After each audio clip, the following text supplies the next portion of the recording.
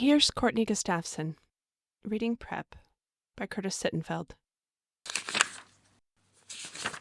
Freshman fall.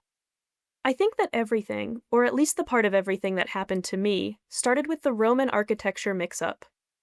Ancient history was my first class of the day, occurring after morning chapel and roll call, which was not actually roll call but a series of announcements that took place in an enormous room with 20-foot-high Palladian windows, rows and rows of desks with hinged tops that you lifted to store your books inside, and mahogany panels on the walls, one for each class since ALT's founding in 1882, engraved with the name of every person who had graduated from the school.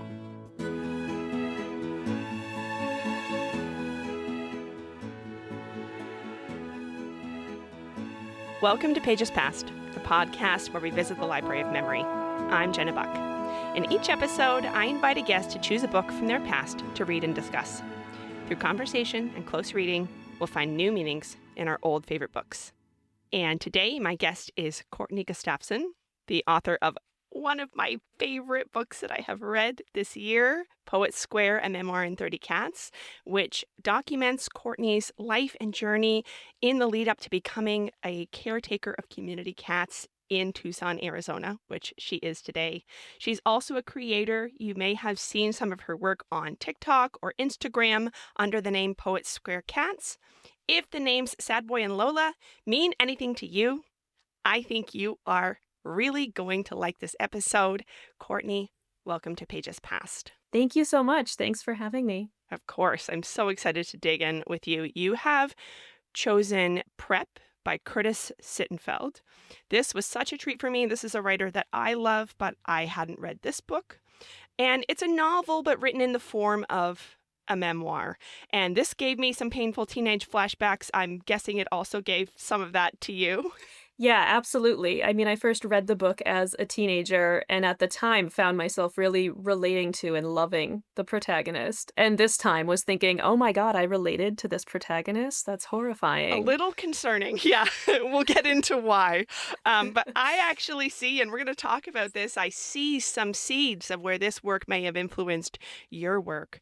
And I should say how excited I am to have a real life New York Times bestselling author. You are our first on this show.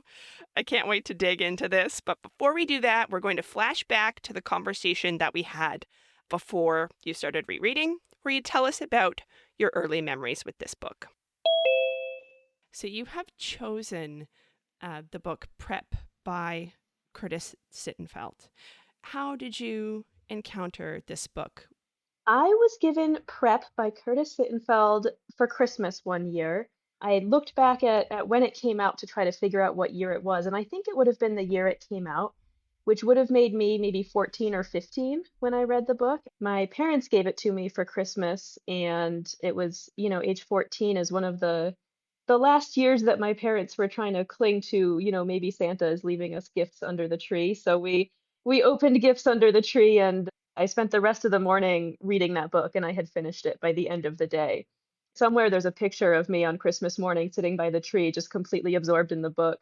And I distinctly remember my mom kind of, being a little disappointed that I was ignoring all of my other gifts because I had just opened a book and spent the rest of the day with it. That's awesome. Do you remember what about it first attracted you? Why did you like it at that age, do you think? I mean, I immediately remember the cover, and I'm sure it's had other iterations of a cover since then, but the paperback that I had was the belt across the front, and those were so popular at the time, and it just felt like such a trendy, bold cover. I just remember right away thinking, "Oh, I cannot wait to read this." I was so excited about it. And right off the bat, the protagonist is, I think, maybe 14. She's starting high school at the beginning of the book, and it very much centers around her going to school, her starting at a new school.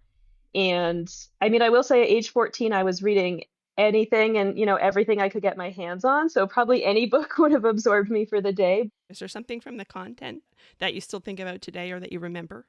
I remember the book really teaching me a lot about class, about socioeconomic class in a way that I wasn't otherwise thinking about at that time in my life, or at least didn't have the language to think about correctly. It was very present in my life, but I think around that age, 14 or 15, I had been reading a lot of middle grade books and maybe a lot of books intended for younger audiences. And I remember Prep standing out as, being intended for young adults, but it felt very much like I was being spoken to as an adult. It addressed very adult topics. I remember being very scandalized at the time by some sex scenes in the book. Yeah. Things were just addressed so frankly in the book. I remember the protagonist starts at a very prestigious, expensive boarding school as a scholarship student, and that's kind of one of the main tensions of the book is that, she's kind of recognizing her own class as it differs from a lot of the kind of wealthy students around her. That was just so revelatory at the time for me, just how frankly everything was spoken about, but through the lens of this character who, for, in a lot of other ways was very similar to myself. Right. So did you maybe gain a bit of class consciousness from this? Like, how were you thinking about class before and then thinking about it after the book? Were you just suddenly seeing things in your life through a class lens that you hadn't thought about before?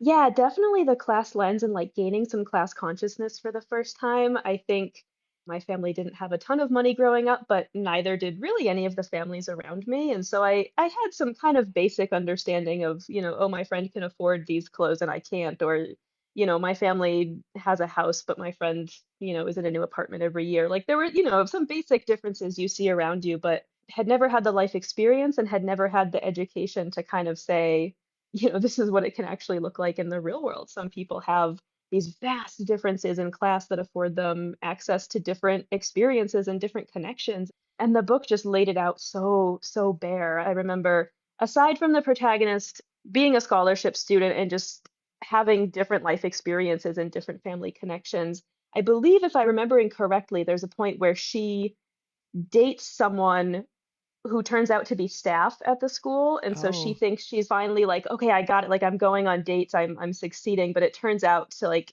it's really, really frowned upon. She's dating like a kitchen worker or something. And everyone is like, he's not one of us. And she's like, but he's the one I relate to most. And so there's this like real tension between like who's allowed to be at the school and who's allowed to have those experiences. And I think her parents from the Midwest come to visit her at some point, and there's just this really striking difference between the kids who have their really wealthy, well-connected parents come visit for Parents' Day and her parents who just kind of don't understand this like elite world she's part of now. so interesting. I'm interested to see how the relationship reads now with sort of like adult eyes, because you said staff member, like an adult staff member, or it's like a teenage staff member. Do you remember? I don't remember that being the scandalous part. It was very much just that like he was a local, he was like a townie working in the kitchen. And that's not the kind of person we socialize with here. It'll be interesting to see how that reads now. Is there anything else, like looking toward reading it again, that you're excited to revisit or you think just might hit you differently with the passage of time? I'm very excited to reread it. I remember it as almost a turning point in my life. It felt like I was reading a very adult book. I wish I had documented somewhere like what I read next, or, I wish I had a list of every book I had ever read in my life. But in my head, it was very much like I want to seek out more books like this. I want to read more about these big topics that I didn't even realize were topics. It made big topics very accessible for a 14-year-old who maybe is not otherwise reading like about socioeconomic class, right? And so I'm really interested as an adult who has now read many more adult books, if it still kind of holds up to that, like, wow, that's like a great young adult book. I'd be interested to see if there's anything that doesn't hold up with modern eyes or with the passage of time. Is there anything that you think might not pass the 2025 sniff test? I mean, I remember it definitely having some, well, I was going to say some pretty graphic sex scenes, but I was 14, so who knows how graphic those really were, right? Yeah.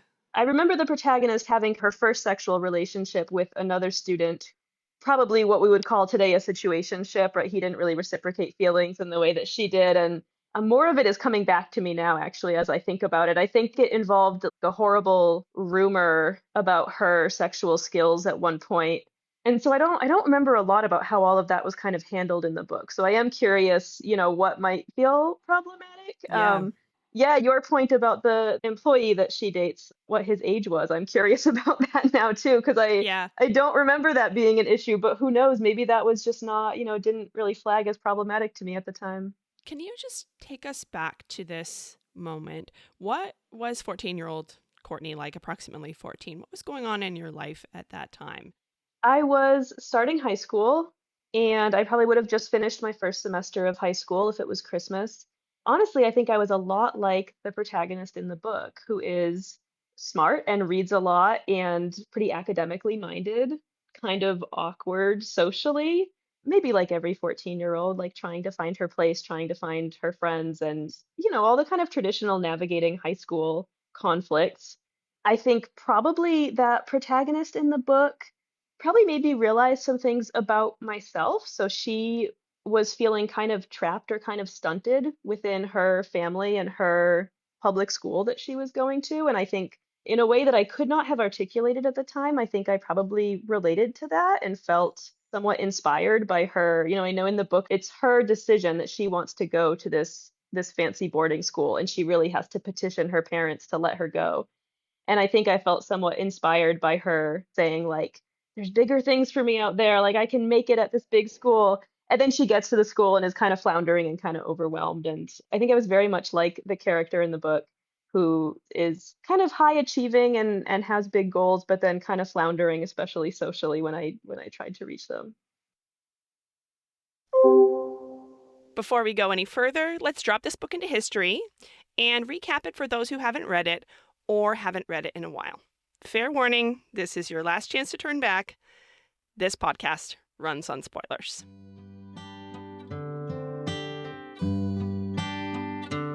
Prep, a coming-of-age novel by Curtis Sittenfeld, was published in 2005 to literary and popular acclaim. It tells the story of Lee Fiora, a working-class teenage girl from Indiana who lands a scholarship at a prestigious New England boarding school, ALT, where she attends around the late 80s and early 90s. Feeling out of place among wealthy students from elite families, Lee is very anxious, believes no one likes her, and isolates herself. Early in her freshman year, several dramas unfold between Lee and students even lower in the pecking order than herself.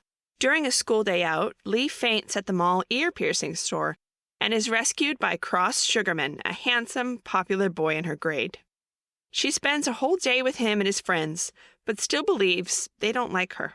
Lee befriends the ultra-wealthy but socially awkward and eccentric Conchita and teaches her to ride a bike.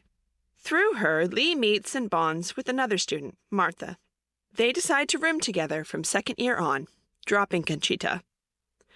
Lee tries to get close to other students, but only in shallow, superficial ways. One is the school-wide game of Assassin, where you kill a fellow student by affixing a sticker to them. Lee wants to win and sees it as a way to get close to Cross, but she's defeated by a vengeful Conchita. In her second year, Lee carves out a niche cutting hair, sometimes for popular kids. They appreciate her skill, but treat her like staff. In her junior year, Lee's parents come for Parents' Weekend. She's rude to them and frets about how they don't fit in. Her parents take Lee and two friends out for dinner at a restaurant that isn't as nice as they're used to. And when Lee's dad refuses to drop off one of the friends at her boyfriend's hotel, an explosive fight ensues. He slaps Lee, and her parents go home early. That winter, Lee's first-year roommate, Sheen June, overdoses on pills. A teacher picks up Lee to visit her in hospital. Lee is awkward, but Sheen June's roommate, Clara, is utterly distraught.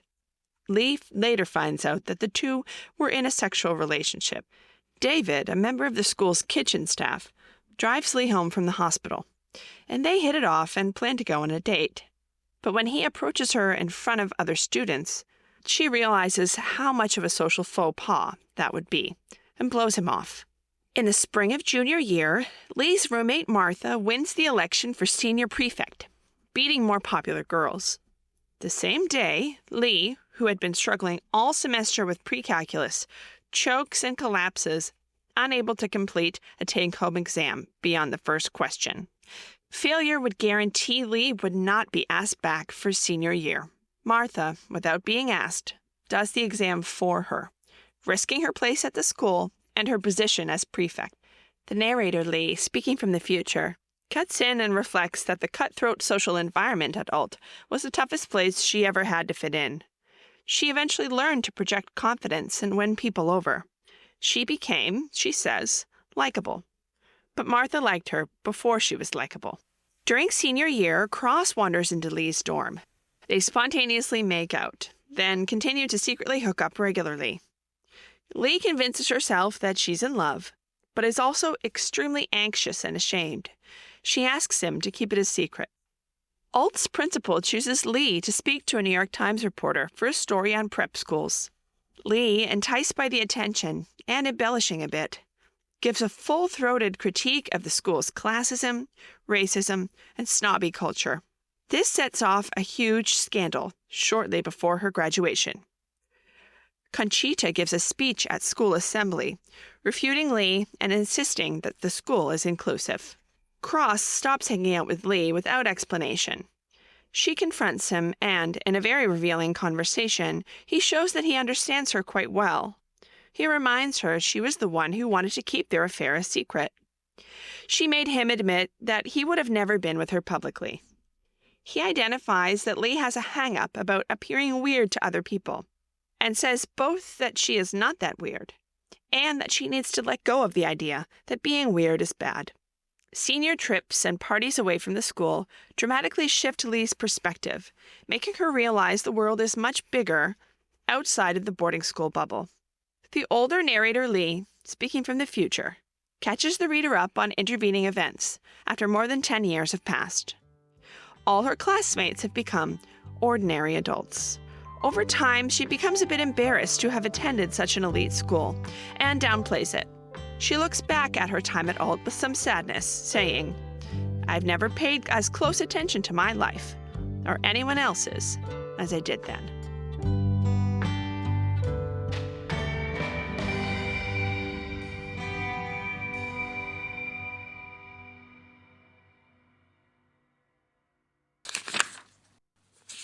Let's catch up with Courtney, now that we have both read Prep. So, Courtney, you told me the story about doing that thing that we do when we're a kid. You don't have anything to do all day long, and you spend the whole day buried in a book, and this book just grabbed and held your attention. Did you have that experience with it this time? Did it grab you the same way? It really did, and I think that was partly nostalgia. Rereading it felt like remembering a dream that I had kind of had in my head for a long time and finally had the chance to sit down with again and read all of those details. So it really did grip me. I also think it would have gripped me even if I was reading it for the first time now. It's a fairly accessible read that you can kind of fly through. The characters are so well done, but the plot also moves along pretty quickly. And admittedly, I read this time on an airplane. Don't do Wi-Fi or anything like that. So I had this book and a couple hours on a plane and nothing else to do. And it was really nice to kind of be fully absorbed by it the same way I was when I read it the first time. What grabbed you this time, or maybe what would have grabbed you if this was your first time reading it? Definitely a really different experience reading it this time. Like I said, I remember reading this as a teenager and identifying so much with our protagonist, Lee, and just thinking, like, this person gets it. This writer understands what it's like to be a 14 or 15-year-old girl. And reading it now as an adult, I think, oh my God, I probably should have been in therapy as a 14 or 15-year-old girl. And so it gripped me in more of a horrifying way, more of a, teenage flashbacks and thinking, oh my gosh, my poor past self who related to this so heavily. Really different experience reading it now in a pretty nightmarish way. Yeah, I mean, you really feel for your younger self, right? Because I find it very relatable too. And then as I'm thinking that, I'm like, it's kind of troubling. Lee is a very complicated character because she's very brave. She takes this huge swing to get herself into a prestigious boarding school. There's nobody in her family pressuring her to do this. She has this chutzpah, but then she very quickly gets overwhelmed. And she feels very, very socially anxious, truly like an incredible overthinker, and feels like an outsider, and in meaningful ways is an outsider. We're going to talk a lot about belonging because she, in a lot of ways, like really doesn't belong. And I'm wondering if that's the part that you related to, or what part of her spoke to you. My memory of the book and of Lee and the kind of general plot line was that she, in very real ways, didn't belong. My big takeaway, what I've remembered all of these years, is that it was really my introduction to thinking about class. And so I really remembered it as a book about Lee, who comes from a different part of the country, from a family in a lower socioeconomic class, going to this really elite boarding school and just feeling wildly out of place. And so all these years I had remembered it as like she's doing her best in this place where she truly doesn't belong. And what was really interesting to read now is that there were all of these times where she kind of had the opportunity to belong. She was invited to go to things and repeatedly said no. She had all of these opportunities to kind of participate, and she repeatedly kind of counted herself out from that. And that was the biggest difference in what I remembered of the book versus reading it now. It's almost like a horror movie where you're watching someone walk down the stairs and you're saying, "Don't go down the stairs." There's all these moments where you want to be like, "Lee, just go along." Like, she's wishing that she had friends and company at the same time that she's being invited to go out with people who could be her friends, and she doesn't see it that way. And so you kind of want to scream at her and be like, just go. You belong there. You can do it. You're not as different as you think, and in a way you're kind of making yourself more different by not having shared experiences with other people. Yeah, and there's these moments throughout where she gradually starts to realize she sees that someone else is struggling in the same way she does, and it feels like she still doesn't quite make that connection that maybe everyone is feeling similar ways. Yeah, there's a very memorable part where she's sitting around like a cafeteria table and someone is trying to make plans for where people are going, and she gets to Lee and says, "Oh, I know you won't be going because you always say no." And she marks herself as not belonging. And I couldn't quite figure out where that came from, where the origin of that was, if that was something internal to her, or if that was something about the way that they were treating her, or something about her upbringing. I couldn't quite get a handle on it. It was just like a very anxious personality, like just socially awkward. Even though I couldn't figure it out, I really thought it was relatable. Yeah, it felt like she went in with this core belief about herself that she didn't belong, and that becomes a self-fulfilling prophecy very quickly. Yeah, exactly. Do you think you related to her in the same way now or a little differently? Are you more thinking back on your past self and how your past self related to her rather than relating to her now in your current Courtney-ness? Definitely past self. And I mean, I saw my 14-year-old self in her very, very much. And I also saw a lot of my grad school self in her. And I write about that in my book Poet Square in an essay called Bubbles. And one of the big conclusions I come to in that essay is that belonging is an active process. It's something that we work on. It's not something we step into fully formed. I went into grad school much the same way, kind of with this basic insecurity or this basic core belief that I just wasn't as cool as everyone else, and I didn't have the same kind of like friend making capacities that everyone else has. Yeah, I saw a lot of Lee's interactions in how I was at that point in my life, and am very glad now to have learned a lot of the lessons that I have. I don't find myself relating to Lee in my current life now, and I'm grateful for that. Yeah, that's great. I hope that even those of us who may continue being overthinkers and may continue being anxious as adults don't have that level of acute anxiety that you experience as a teenager because you have no perspective, no life experience. Right. Yeah. Everything is the most horrible thing that's ever happened. I can think of a few things that I see in this book and then I also see in your book, but I'm wondering if there's any that you thought of or you noticed that had any commonalities or harmonies between either the way this is written, like it may have actually inspired you as an artist, or something about the content that has some commonality with what you have written about. I do think it's interesting that you describe Prep as a novel, but written as if it's a memoir. I had forgotten, one of the many things I had forgotten in the time since I originally read this over 20 years ago, was those kind of flashbacks at the end when she is, Lee as the narrator is writing as if, now we're past all of this and, kind of jumping forward and talking about where all of those classmates ended up and who she reconnected with. I had forgotten all of that. I didn't read a lot of nonfiction or memoir as a kid or as a teenager. It was probably not until college that I got into memoir and essays as a genre. And now it's my favorite. It's what I ended up writing for my first book and what I see myself writing more of in the future. So it's interesting to see that a book that gripped me so much and has remained in my head for 20 years since, was not a memoir, but definitely borrowed some ideas and some facets from memoir as a genre. The idea of belonging is so, so central to prep. And I don't think that belonging was a theme that I was thinking of consciously when I wrote Poet Square, or at least most of the essays in Poet Square. But it does very, very much end up being a central theme of the book. Yeah, there's one particular part where I see kind of the same thing happening in your book and also in Prep, which is the character. In your case, it's your real life. In Prep, it's the character of Lee. Having this experience of kind of displacing the blame for something bad happening to you onto yourself. There's this passage in Prep where Lee says, I knew myself to be generous with encouragement only when I either did not want the thing the other person sought or did not believe the person would really get it. It was the opposite of what I aspired to. In the moment of truth, I wanted to be loyal and forthright, reliable, humble, trustworthy. Instead, I was greedy and envious. And then you write in Poet Square, forgive me for making you listen to your own writing, because when this happens to me, I want to launch myself into the sun, but I'm going to put you through it. Sometimes I felt like I wasn't capable of being good in the way that other people were. It was baffling to me how easily a coworker could offer me the last cookie at lunchtime without feeling like she had to keep it for herself. Sometimes I would collect Post-it notes and water bottles and bowls from the break room, any snacks that were left out, and hide them in my desk. I'd lie if anyone asked if I had them. I told myself that was just my personality. A little selfish, a little prone to bending the truth. I see in both of these, you're turning red. I'm putting you on the spot. My bad.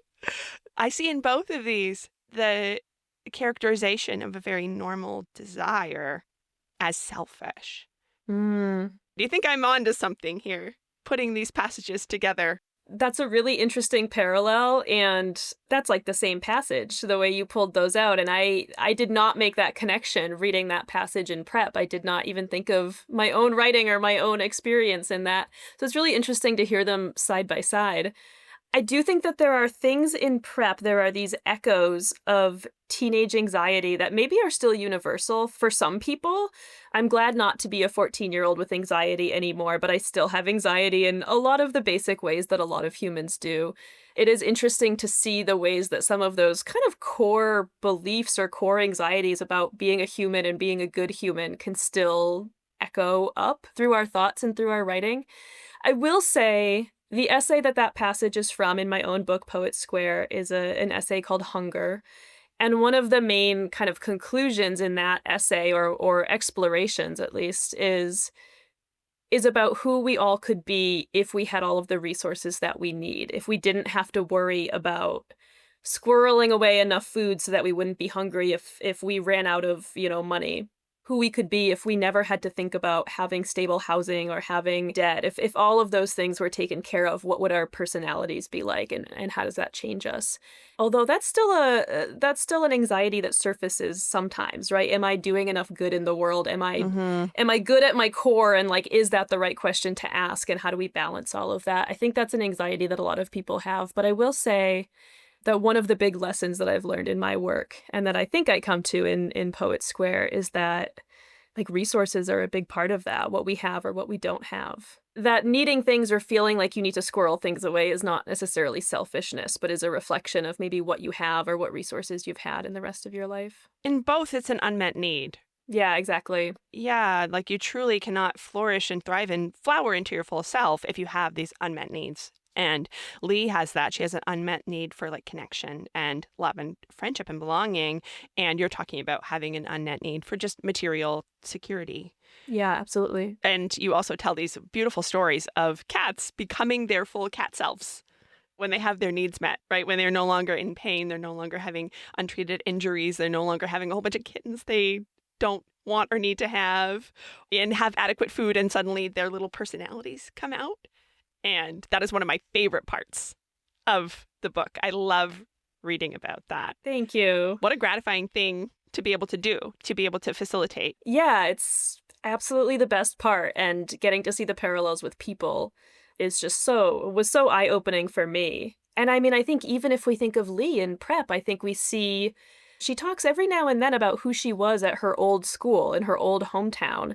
She talks about how at Alt, at her boarding school, she won't even eat spaghetti in front of other people because she's so self-conscious. And yet in her hometown, she would do these pie eating contests. She was, always the one who was speaking out in class and participating. And it's like she got a whole new personality or lost her personality when she came to this boarding school because suddenly she's in such a different context, and that connection is so missing for her that it really affects every facet of her life. Yeah, she isn't her full self with this security missing, right? She doesn't have that security of family and knowing who she is and knowing that she belongs. And suddenly a sort of darker aspect of her personality becomes revealed. It's sad, but it's also complicated because she's very privileged at the same time. Yeah, and she says at one point that her family won't understand, but that the self she is at her boarding school is her real self now. Yeah. And I think that's so interesting because it doesn't feel like it. It doesn't feel like that's her full personality or who she's supposed to be or like she's got everything figured out there. But I think it's easy for that to become a belief about yourself. The same way that for me, I was like, I'm just selfish. Yeah. Sometimes I lie. That's just who I am. When in reality, that's not what's actually happening. Yeah. And we see that it changes again because she says at the end when she's reflecting back as an adult that she doesn't like telling people that she ever went there and that she skates over it and she doesn't want it to become part of her adult identity. So it isn't fixed. I'm sure it felt really real at the time, but it's at a moment in time and it is going to change again. Yeah. You told me in our first conversation that you were at that age when you first read it a little shocked in the way that teens are by kind of the adult content of the book.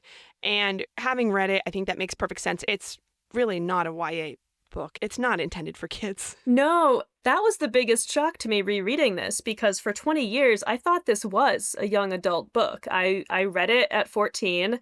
I mean, it's about high schoolers. Mm-hmm. Even the cover, the kind of iconic paperback cover that I'm holding now has that pink and green belt. I don't know if that seems dated for someone picking that up now, but that exact belt was all the rage at the time. I think I owned that exact belt. And so it very much felt like a book for me at 14. And I have spent the last 20 years thinking, what a great YA book that really addressed hard-hitting adult topics.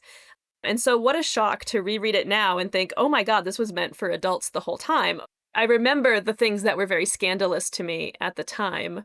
Of course, now I'm 35 and none of that feels particularly scandalous as a 35-year-old, but I can definitely still read it through my 14-year-old eyes. And, some of the sexual content, I remember thinking like, oh my God, yeah, very scandalous as a young teenager who was also, fairly sheltered in my life. But it also meant that it addressed pretty head-on topics about money and class and privilege and race and mental health and belonging that I think was really important for me to read at that age. And so I'm grateful it ended up in my hands, even if parts of it were a little more than I was expecting as a teenager. Yeah, I thought it was interesting. So one of the things that makes this different from what might be in a YA book is that it depicts what today we would call a situationship. This book takes place around 1989 to 93 and was written early 2000s. So it's interesting to see that this is not some kind of like new phenomenon. It's just a new term. Yeah. I wonder what you made of the central, not very romantic relationship. I think that the relationship, if you want to call it that, between Lee and Cross ends up being kind of this little like microcosm of everything going on with her, with wanting to belong, but also not feeling like she belongs. In my memory of the book, I remembered even the name Cross Sugarman. That stayed with me for a full 20 years. It's such like a prep school jock name. Characters are very well named in this book. But I had remembered it as Lee was in love with this man and he like repeatedly screwed her over, right? He wanted to hook up but not tell anybody. That's how I had remembered it all these years. And so one of the really surprising parts of rereading it was that it's actually Lee who says, we don't have to tell anyone about this. Yeah. Don't tell anyone. And I don't think that Cross otherwise was prepared to have a full-fledged public relationship with her, but it was just another example of her kind of counting herself out from that, trying to get ahead of feeling rejected by just removing herself from that, removing that possibility. And when things kind of blow up at the end, he brings that up. Yeah, you said it. You said it. And so what can you expect when you are preempting a relationship with that? And so that was surprising to me. And of course, not to make this feel like a therapy session, but of course reminds me of so many of my own relationships and, in my teenage years and early 20s, where I think that's a really common pattern for people, is you can tell that maybe you don't quite belong with this person. You can tell that maybe you're going to be rejected. And so all the ways that you kind of get ahead of that ultimately are not serving you at all. I'm going to subject you some more of your writing. Sure. Oh, gosh. Because you talk about this in your book. I actually think the passage from Prep is toward the end, where she's reflecting on her relationships at the school and then also a little bit later in her adulthood. And you also talk about in your book, which again, can't recommend enough, some earlier relationships in your younger adulthood, a harrowing story, but so worth reading. So here's the passage from Prep. For years and years, there would be so many things I'd do for a guy that I wouldn't do in my usual life. Jokes I wouldn't normally tell, places I wouldn't normally go, clothes I wouldn't normally wear, drinks I wouldn't normally drink, food I wouldn't normally eat. I ride along anyway because apparently what I want from the guy is worth more than everything else I want or believe. It must be, right? And then we have a passage from you in one of your, I think, earlier essays in the book, where you're talking about a relationship with someone previous in your life. And you say, I would backpedal, change my answer, feeling the tension rising in the room with each word, walking back my story until it matched the one he wanted to hear, rewriting my own life until I was a blank page for him. Both of those describe similar experiences, right? Of trying to belong when you know you do not and don't really want to in your heart and need that kind of that good old male validation that we need or feel we need in those younger years. Did you kind of see that connection, or how does it feel to see those things put side by side? Sorry if I'm torturing you. No. It's jarring in a really interesting way to hear them side by side like that. Yeah, I think there's a lot of women everywhere who would relate a lot to that passage in Prep, sometimes in just kind of like silly, fluffy little ways when you're older, thinking about like, oh my God, remember that time in college where I let this guy play me this song on guitar and it was so cringy and awful, but like, sometimes you sit through dumb things, or like, yeah, I told this guy I like this band because I wanted to go out with him and it turns out I hate this band, but like, don't tell him. Like, I think a lot of us have those experiences of going along with things, or, trying a food or a drink that we wouldn't normally do. Yeah. Very slow losses of identity. And ideally you kind of get those back, right? You're like, never mind, this is not it. You grow up a bit. You grow up a bit and you solidify your identity. I think the passage in my book, Poets Square, that's from the essay Sad Boy and Lola, there's a scarier tone there, because in that situation, it's not just, I'm going to try to tell him what he wants to hear because I want to be with him. It's like, this is going to escalate into a fight. This is going to escalate into something violent or scary if I can't kind of conform my story to what he wants to hear.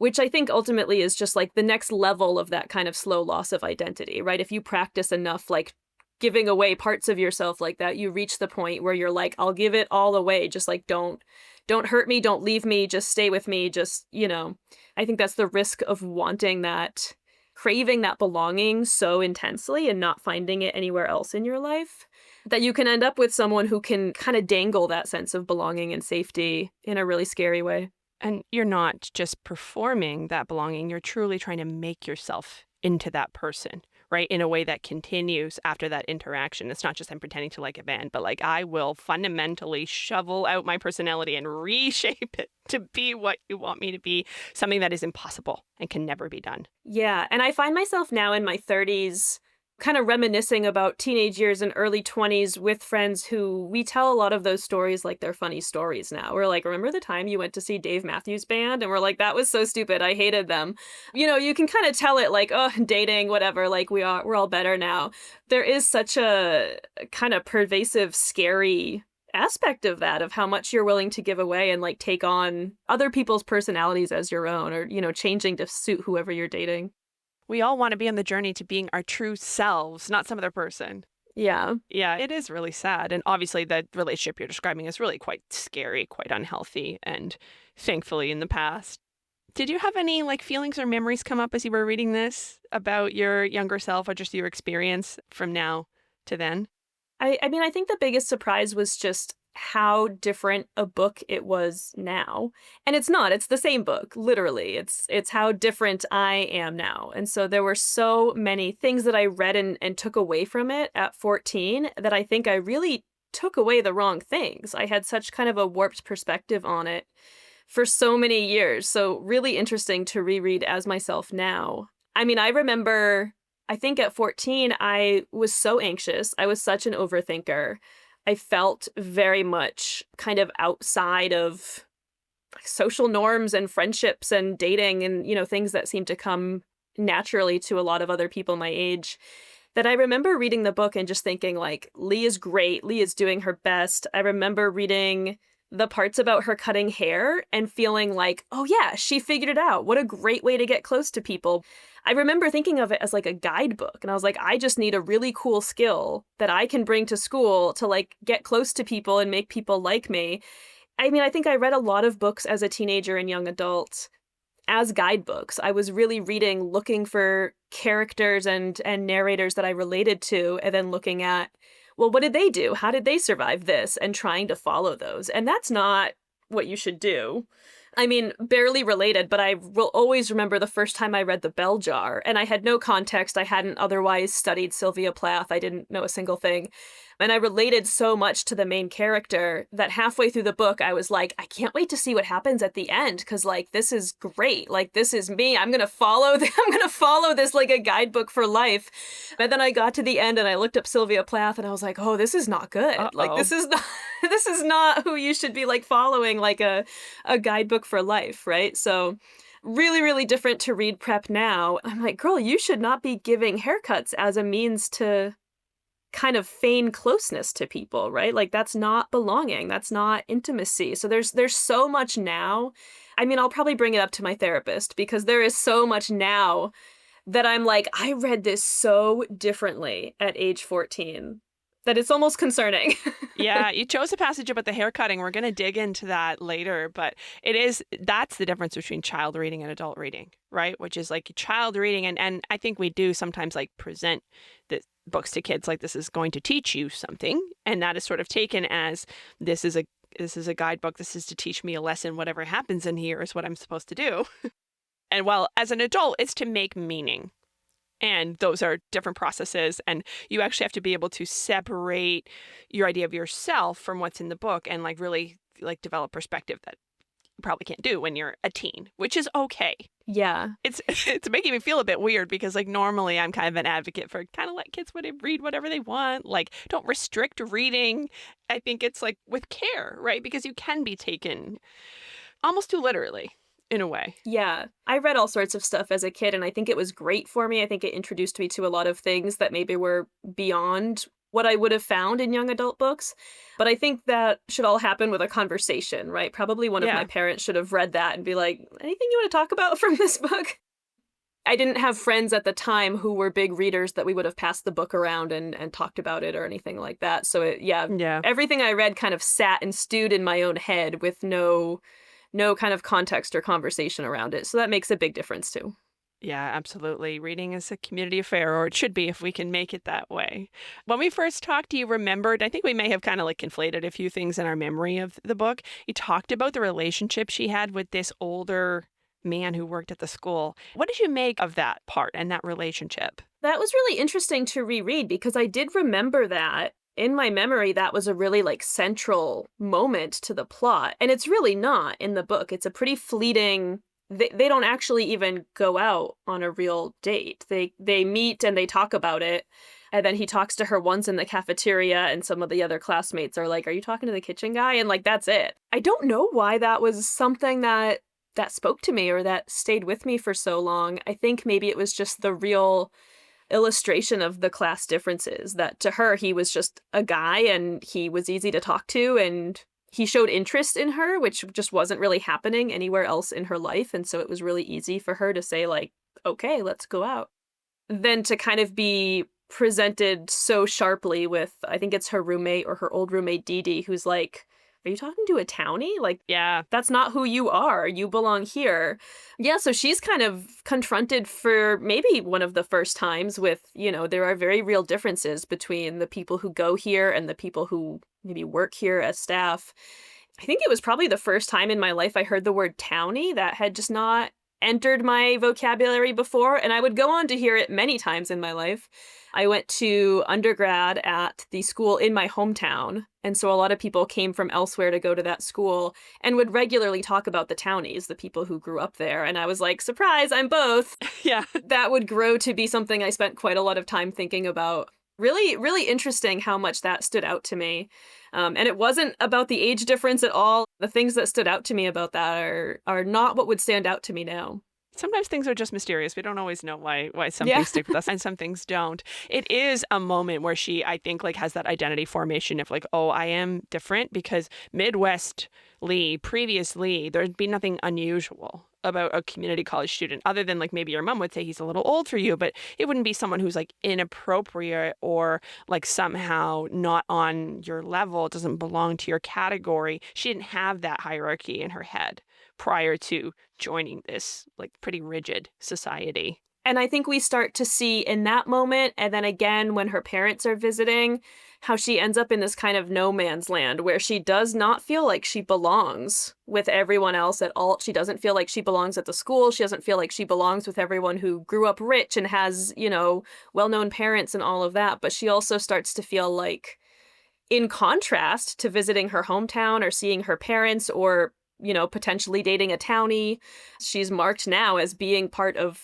the alt community. She's a very privileged member of a very fancy boarding school. And so she starts to kind of feel like she doesn't belong in either. And that's a really interesting place to be. The Parents' Weekend chapter feels like it's pulled from life. You can feel the pain, the angst, the humiliation of that experience and truly not belonging to either. And I think feeling very, very alone, and just those kind of knockdown, drag out fights that stay with you for decades. As an adult, rediscovering Curtis Sittenfeld, and I've read some of her other work now, that section with Parents' Weekend feels one of the most like quintessentially Curtis Sittenfeld to me, more so than any of the chapters that, take place with just Lee at school. The dynamics between her family and the fights with her parents, and especially with her dad. She does such a wonderful job getting to like them being angry, but then there's these little moments where he'll like make a little joke and she's like, okay, he forgives me. And those really subtle kind of family dynamics are done so well in that chapter. And it's so hard to read. It really is. It's so hard to read. It's painful. It's so painful. He hears that one of the other children at alt has a parent who's a senator, and he's like, I'm going to go introduce myself to the senator. And you can feel the abject horror of your townie dad acting so embarrassing toward this esteemed person. Looking back on an adult, it's like, whatever. This senator shakes hands with randos all the time. You have nothing to worry about, but the idea of it is like just viscerally painful. You really feel that. Yeah, or when her parents take two of the other girls out to dinner with them, and the girls assume that they're going to the really fancy restaurant that everyone goes to, but they're not. They're going to, I think it's like a cheap Chinese buffet. And the girls order soda because they just do. And Lee is like, we don't do that in my family. Like, she's like, I know that my dad is noticing this because we always just get water. Those tiny little details that Lee is just hyper aware of because she is seeing like my family's not meeting the expectations of other students and the students are not meeting the expectations of my family.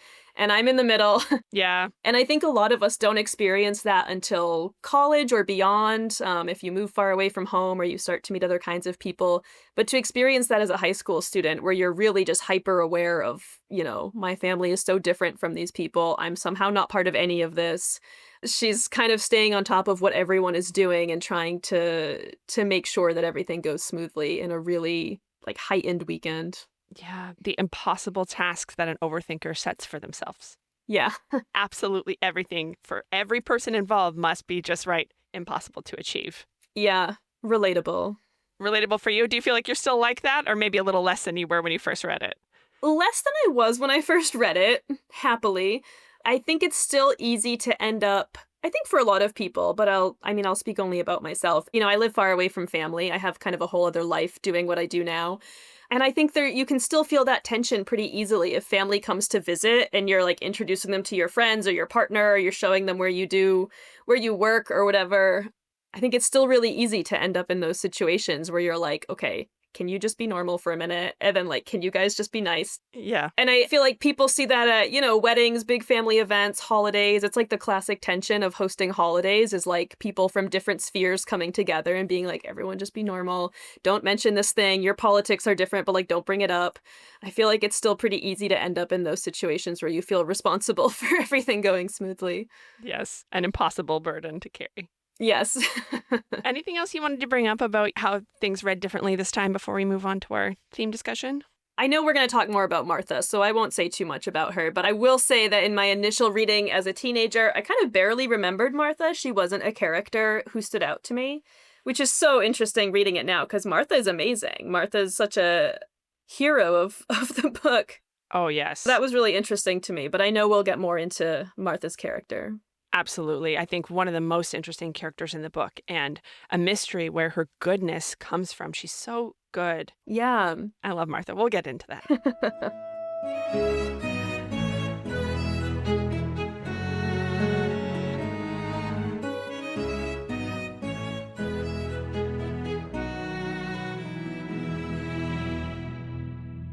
So, in each episode, we choose a theme to read the text through, and you have chosen the theme of belonging. We see belonging come up in so many places, and we've talked a lot already about the class dimensions that are present in this story. It made me think about how to be of a privileged class is to be certain in your belonging, to even feel entitled, to be somewhere. And a weird place where I saw belonging show up is in the haircutting, because some of the boarding school students who are a little bit more upper class, who are the popular kids that Lee temporarily gets close to because she's cutting someone's hair. Aspeth is the character's name, and her crush, the slick college boy Cross Sugarman, is also present. And I think she gets her hair cut. And they just leave the hair on the floor for her to clean up. And they have such a firm sense of belonging, like an entitlement to this space. They're like, I know I belong here. I know I can't really get in trouble for anything. I own this place. And she is sort of meekly coming after them, like going to borrow a dustpan and like cleaning up because she doesn't want to be obtrusive, to be noticed, to be remarked upon. And it made me think a lot about how class and belonging go hand in hand. You don't think as much about belonging if you know that you belong. That's such an interesting example. It's such a moment in the book because I think that ends up being maybe the last or one of the last haircuts she does. She's been doing that for a while. Yeah. Aspeth Montgomery, again, such a name, and she has the long blonde hair, and she's the pinnacle of the rich popular girls. And it's such a moment when she asks Lee to cut her hair because Lee is like, I've made it. I have the most popular girl in school. Everyone has a crush on her. Coming to me to cut her hair. Like, I'm going to touch her hair. I'm going to cut her hair. We're going to chat. It's such a moment that she does that. And then for it to kind of just crumple in this moment, which of course we see coming, like the horror movie. We know that this isn't real belonging. We know that she's not forming real social bonds with these people whose hair she's cutting. So to see that coming and then to see this moment where Aspeth and Cross just walk away and Lee is just standing there. And I actually just reread that and Lee says, hey, Aspeth, there's still a lot of hair here. And Aspeth says, oh, there's not that much, and just keeps going. It's such a wild moment to be so certain that you belong in a space. No one's going to kick you out for anything you do at that point. No one's going to judge anything you do. That such a firm sense of I belong here and I can do whatever I want is so foreign to Lee as the main character, and to me, at least, maybe to most of us. Yeah, and it made me realize that like an extreme amount of belonging or too much belonging is like entitlement. Yeah, and their relationship is transactional. It's not a true, like, belonging to one another. It's not a true friendship. Yeah. And I think Lee's roommate freshman year, one of her roommates, Dee Dee, is another really interesting. I mean, I would read the same book from Dee Dee's perspective. Mm-hmm. I think Dee Dee craves the same kind of belonging with kind of the same intensity that Lee does, but her way of getting there is conforming and following Aspeth around and trying to become Aspeth's best friend very intentionally, Yeah. showing up where she shows up and going to the same events and kind of ingratiating herself to her until she becomes part of that group and is one of the popular kids. And it's such a different path than what Lee takes. Lee sees that and is just like, I don't want any part of that. I'm gonna, wish for the same level of belonging, but I'm gonna sit in my room and do nothing about it. I found that really interesting. Yeah, and she discounts the moments where she has experienced belonging, like this moment where she ends up having like a happenstance hangout with Cross early in the book, where he kind of rescues her from a situation at the mall, and everything about it afterwards, she's like, that was a one-off, that was a freak thing. I actually don't belong here. That core belief of I don't belong is so strong. Yeah. Even when there's evidence in her face that shows that she does. Yeah. I thought that part was so interesting reading it back, that she spends the rest of the day with them, right? Cross and his friends. They go to the movies, they get some food, they take a cab back to school together. And so I feel like probably a more healthy brain would have concluded, oh, that was cool. I made some new friends. I hung out with some new people. Next time I see them in the dorms, I'll wave hello and maybe I'll see them again. And instead, her instant belief is that was a fluke. That was a one-off. I can't believe they chose to spend a day with me, but that's crazy. It'll never happen again. And it seems like so many of her social interactions happen that way. One of the big plot points that I always loved was the game of assassin. They're each assigned a person to, quote unquote, kill by putting a sticker on them, and goes down to whoever's last. And Lee becomes so obsessed with that, and it's almost kind of parallel the hair cutting. Yeah. It's like kind of this facade to be able to get closer to people or interact with people that she normally wouldn't interact with. And it becomes like an inside joke with one of the guys that she, quote, kills, gets a sticker on him. And she does the whole, some of her dorm mates, and I think even one of the teachers, have like a fishing pole and they get a sticker down onto someone, and it's a whole, it's like this nice kind of natural moment of her socializing and giggling and like doing fun things with people. And the moment it's over, she's like, that was over. That was a fluke. Those aren't people I'm going to otherwise like hang out with or socialize with. That core belief that keeps coming back to her. She says multiple times that her nightmare is to meet up again with someone she just had a good interaction with, and that she avoids those people. Yeah. Just because I know it's not possible to have another good interaction. I have to avoid them. I don't belong. It's so strong.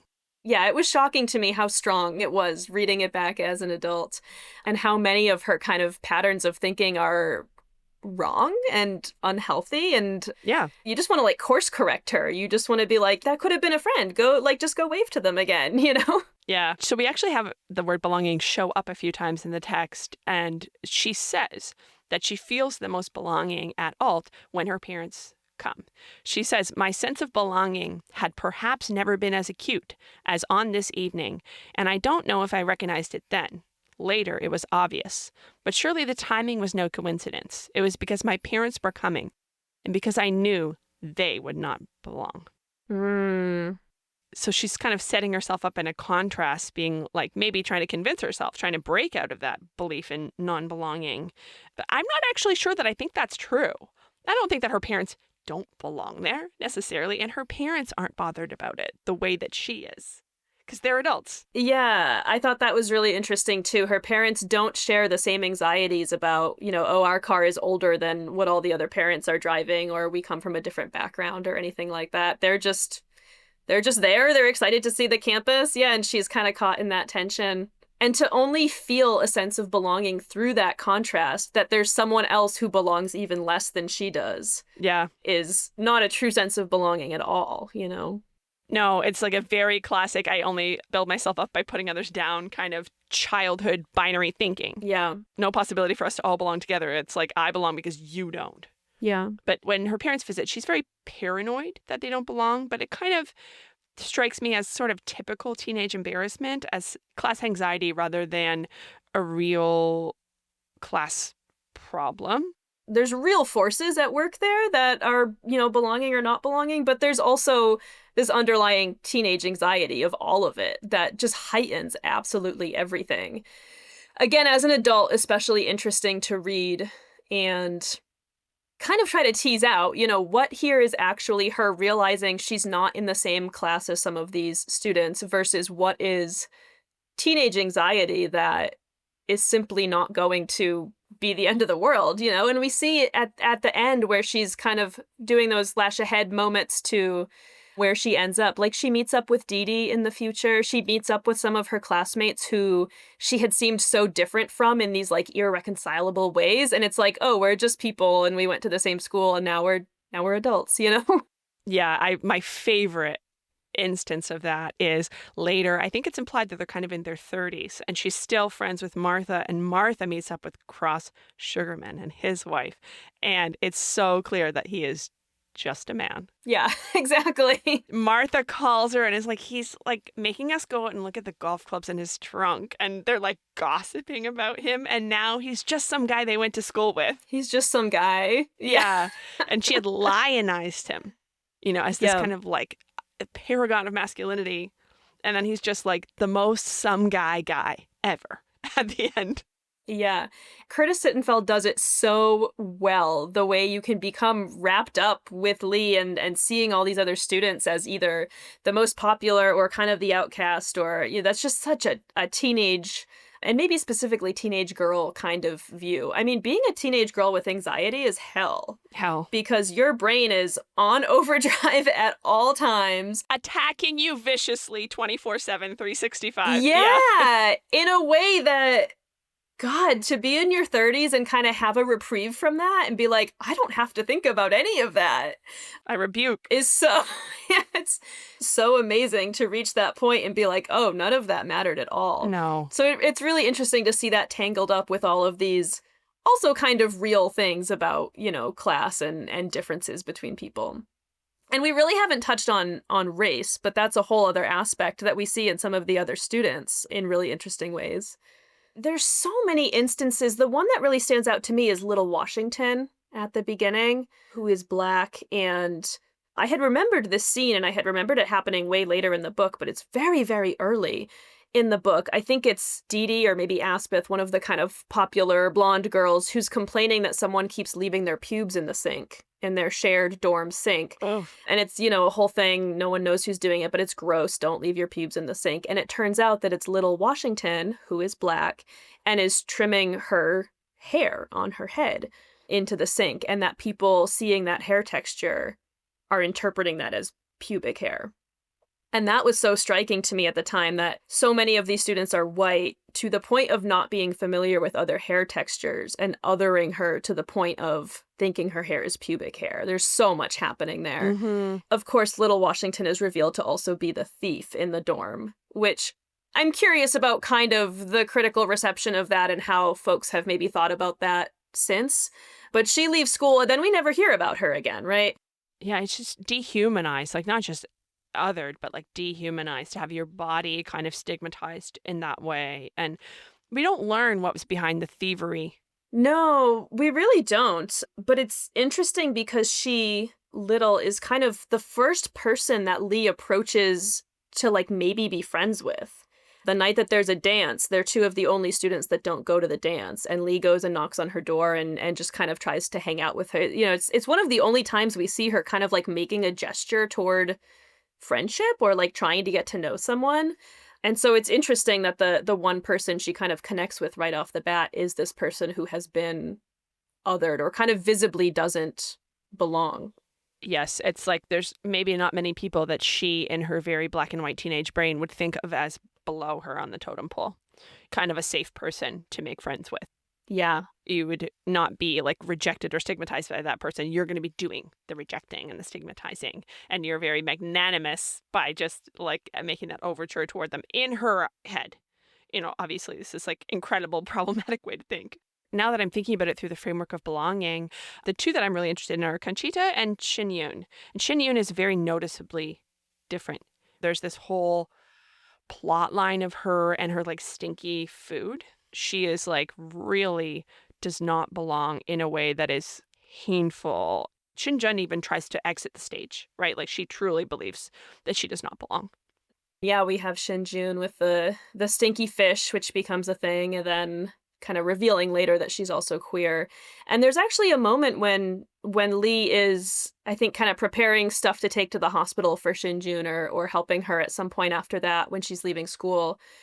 And Lee says something about like, I couldn't believe it. Like even Shinjun was feeling this way in terms of mental health or depression or not wanting to be there or not feeling like she belonged. It was so surprising to Lee that even Shinjun felt the same way she did. That like, oh, someone who very visibly doesn't belong also feels the same way that I do. That just has to be like teenage selfishness and blinders. Because why wouldn't she? Like, look at the way she's been treated. Right. Right? Like, that should be obvious to you. Yeah. She's, I think, very wrapped up in her own sadness and misery and doesn't necessarily see what that would have been like in like the 80s to be this Asian queer. Like, she's got a lot on her plate, Shinjun. Yeah. But she thrives in adulthood. We see her in adulthood being this like queer scientist. She ends up being such a cool character, but such an interesting first year roommate for Lee. And there's some real drama that takes place where they kind of decide not to live together. She decides not to live with this other immigrant student, Conchita, who has a more complicated story of belonging because she's got all the class privilege in the world, but she doesn't naturally fit in and belong. She speaks with an accent. She is Mexican, I think. The backstory was that her dad was the one with the money and her mom was the dad's cleaning lady. He had an affair with the cleaning lady. And so she comes from money. She has the kind of wealth behind her. She was the product of an affair with someone of a lower class who was Mexican. And so there's a lot there. But yeah, what was really interesting about Conchita is that Lee keeps noticing she dresses in these crazy outfits. She has all the money in the world. She could conform. She could wear exactly what everyone else wears. She has that opportunity. And yet she wears these colorful hats and she almost goes out of her way to look different. And for Lee, that's like bewildering. You have the opportunity to fit in here and you're kind of choosing not to. And that's so out of the ordinary for her. That was really interesting to me too. But Conchita, she comes across initially as like maybe a bit neurodivergent, right? Like she just really marches to her own drum. She also maybe comes across as like a coddled or homeschooled child. She also doesn't know how to ride a bike, right? Like she just is an indoor cat all sudden out with outdoor cats who have life experience. And she learns to conform. And at the end, she performs this ultimate act of conformity, which is that she changes her wardrobe, she takes on the trappings of the private school kid, and she ingratiates herself to the school with this speech that she makes to condemn Lee for, which we haven't even talked about this. Yeah. The coda to this story where she speaks to a journalist and kind of spills her guts about the real life at private school, and I think creates some problems for Alt and for her classmates, like kind of speaking truth or maybe even a little bit of exaggeration about the many kind of problems and class issues at boarding school. And Conchita seizes this opportunity and is able to belong by doing this act of condemnation, which I thought was so interesting because they started out as friends. I would read this book from the perspective of any one of these characters. I mean, they each go through such an kind of individual journey. And I think Conchita's especially is so fascinating because she comes from, like you said, maybe kind of a homeschooled background. She's got the wealth behind her, but the kind of cultural sense that she has is so different from everyone else at the school. She also, quote unquote, kills Lee in the game of Assassin. She was kind of protecting her. And then, you know, in this moment of betrayal when Lee decides to room with Martha the following year, she puts that sticker on her. And then, yeah, by the end of the book has kind of fully conformed into being one of the other prep students there. And it's like once she has that opportunity to fit in and be one of them, she takes that and runs with it. She makes that trade, you know, for her individuality to belong. Yeah, absolutely. Perhaps that she's perceived as weird by other people, and Lee could not at that early stage in her journey at all attach herself to someone who's perceived as other, who's perceived as weird. And even though she seems to love Conchita and their friends, she can't room with her. It was kind of incomprehensible to her. Like it came up several times, the hat that Conchita had been wearing at one point, how she just keeps remembering, like, why would she wear a hat like that? And it's incomprehensible to her that someone would choose to wear a weird hat and be perceived that way when you could just not. I mean, that's very much 14-year-old girl anxiety for sure. Yes. But it's interesting to see how different. I mean, Conchita is also a high school girl at that time and just has such a different take on the world or understanding of the world. I hope she flowers back into her uniqueness as an adult, because it's sad. It's sad what happens to her. It is. Yeah, it made me think about high school and me being afraid of catching the like goth emo germs from the other kids that were in theater class with me, even though they were like the most fun people, the most accepting people. Yeah. And I chose instead to be at the very, very bottom of the rung of like a Mean Girls clique and let the equivalent of Regina George boss me around. Oh, that's so interesting. Even though once we were in drama together, it was like I loved those people. They were so much fun, but I was like, I can't catch these weird kid germs. I have to fit in. And now I look back and like, those people were awesome. Yeah. Those people were cool. They were artistic. They were being themselves. I was like, oh my God, it reminded me of me for her to like reject Conchita. Yeah. Ugh, it's hard to be a teen. It's hard to be a teen. Yeah, it is. It is. And it's concerning to relate to this book a little too much and be like, oh gosh, if I had had more guidance as a teenager. I don't know if there's a way to get perspective on that when you're in the middle of it. It's true. Yeah, all you can really do is live through it. Yeah, one more thing that I thought was really interesting about belonging was she's very, very desperate to fit in, desperate to belong, and there is a arc. It's revealed that in some fundamental ways she doesn't belong because she can't keep up. She can't do the math. And she says about her imminent flunking of pre-calculus, the other people's reaction was the only thing that counted to me. Yeah. It was the only thing she cared about. It was fitting in, not the actual consequences of not knowing the math, which was so interesting to me. We're going to talk a little bit about Martha's act of love, I think, saving her in math. Yeah. It's so interesting, again, to read this 20 years later and see what stuck with me. And I thought I had a pretty good memory of the book, and I really did not. I mean, there were certain aspects that stood out. There were some exact lines that I still remembered, and yet I did not remember that part of the plot at all. And in my memory, Lee was really academically gifted and excelled there. In my memory, she was kind of just the quiet, nerdy student who did all her homework and did great in school, even if she wasn't fitting in socially. And so rereading it, I was like, oh, she also was not fitting in academically. I mean, the very first chapter opens on her kind of getting her project wrong. There had been a mistake, and so she's kind of flailing in class from the very beginning. She flails in class with the young English teacher, and that's mostly anxiety, right? She doesn't want to read her papers out loud, and things get kind of weird in that class. But then with math, she just kind of loses it completely and doesn't really show the drive to, like you said, want to learn the math for that sake. She's not thinking ahead about everyone's applying to colleges. The Ivy Leagues are really big, and she's kind of counted herself out from that automatically, and is more worried about everyone's reactions than actually learning the math and thinking about her life and her career ahead. And very little of that, right? We never find out what her career is. She doesn't really have dreams and hopes and aspirations for herself. Her only dream, hope, and aspiration is to fit in. And it's so interesting because she, like we said earlier, she's the one who wants to go to this school in the first place. She's doing so well academically at home. There's no one pressuring her to go here. She's the one who's getting these brochures and putting together her application and begging to be able to go. She's clearly gifted enough or a hard enough worker that she gets the scholarship to go there out of presumably many, many applicants. And so it's almost like her feeling of not fitting in and her anxiety and her drive to feel that belonging overtake everything else to the point where the academics don't matter at all anymore. Even when she's faced with like, you're going to be kicked out, she still can't really get it together to get there. It really puts such a fine point on how this type of anxiety can harm you, can hurt you, like can truly set you back, right? It's taking up so much mental real estate that it's stealing from her.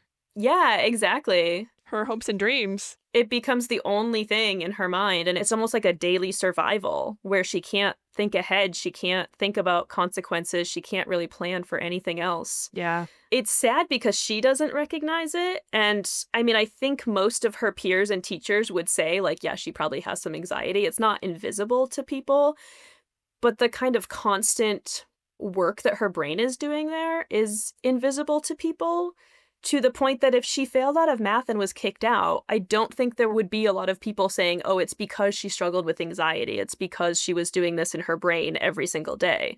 She would just kind of be a failure, and that would be it. So I do think it's a really interesting and well done illustration of the ways that that kind of her core beliefs and her thinking and her anxiety, it can cause like material harm, right? She could flunk out, she could not go to college, it could affect the rest of her life in ways that are hard to see if you're not inside the inner workings of someone's brain the way we are in this book. Yes, absolutely. On that plot point, I want to ask you about Martha and this selfless act of love. Yeah. This risk that Martha takes to allow Lee to stay at the school. She very much breaks a rule. She breaks a norm, and she does something that she probably thinks is wrong. Lee is crumbling, collapsing, not able to finish a take-home exam, and Martha does it for her. Yeah. What did you make of that? Martha is there with her through thick and thin. Why is Martha like that? She's a good person. It's something that I find myself sometimes still asking of people in my own life, where I'm like, how'd you get this way? You know? Yeah. How did you end up so good in what feels like such a simple way? You know, I feel like most of the time, that example being the exception, because clearly Martha has a lot at stake there and she thinks about that decision before she makes it. But I feel like a lot of the time, we don't see Martha like agonizing over should she hang out with Cross because they're prefects together, or should she be doing this with Lee, or like we don't get a ton of like her childhood, but I think we can assume that she just has a pretty strong foundation and a pretty strong sense of self and a brain that just doesn't get wrapped up in anxiety the way that Lee's does. And is not corrupted by being around highly entitled, ultra wealthy people. She spends so much time with Cross. Yeah. Right? She spends time with people who have adopted these like very problematic ways of thinking and are exercising power in problematic ways. And she's good. Yeah, she's just kind of this stable, sturdy, good person who just does things. I mean, probably the most interesting thing we see is the example with the math test. Mm-hmm. I remember my heart speeding up a little bit because I was like, this is a real test of Martha. You know, we know that this goes against her values. We know that this is a huge risk for her to take. And she still goes through with it to save Lee. To save Lee, and out of, I think, like love for her friend, that I think maybe I hope that Lee would see that this is like a real affirmation of belonging, being like, I don't want to be at the school without you.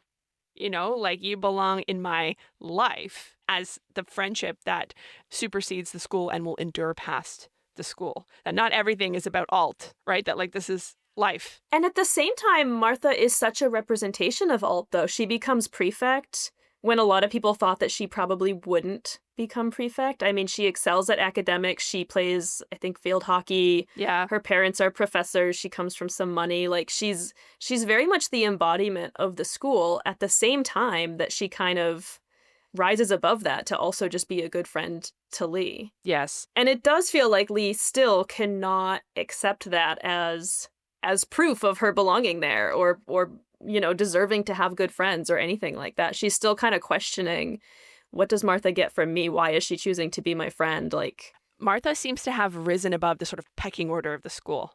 She doesn't care about that stuff. One last thing about belonging I want to bring up before we move on is that toward the end of the book, Lee is responsible for setting off this bomb at the school in the form of speaking maybe a little too candidly to a reporter about the real social dynamics and what's really going on at alt.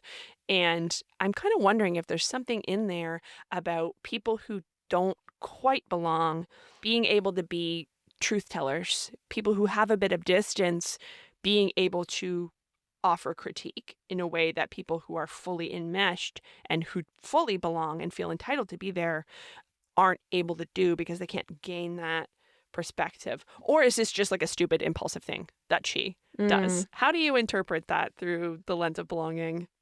I think it's both, and I think it's such a complex setup in the book.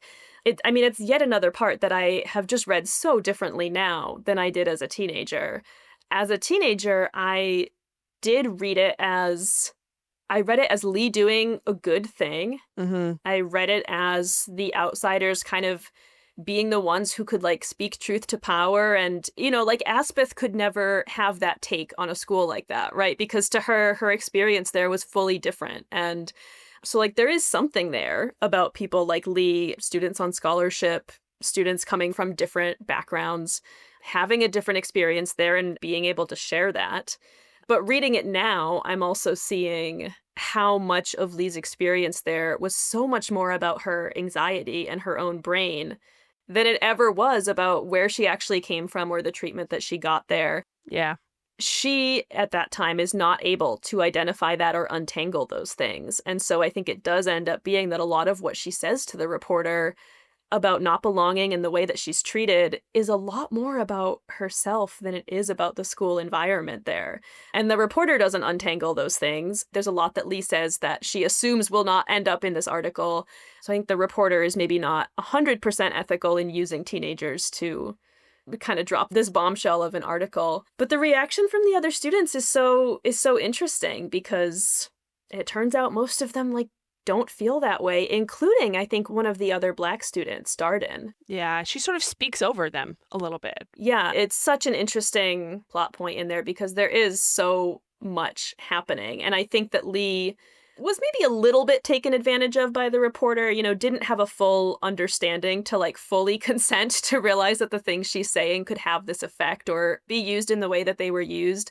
And so there's a good bit of sympathy there for her that she didn't really mean to end up in this situation. And she is speaking truthfully about her experience. I don't think that she thinks she's exaggerating. She's not trying to lie about her experience there.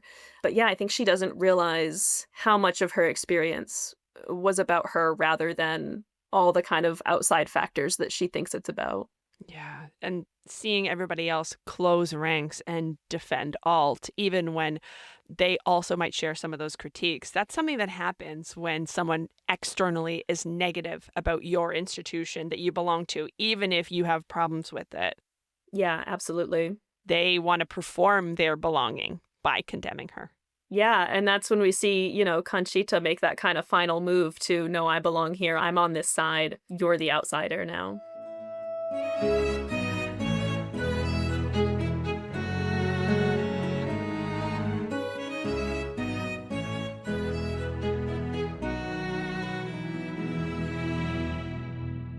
We have arrived at our close reading segment.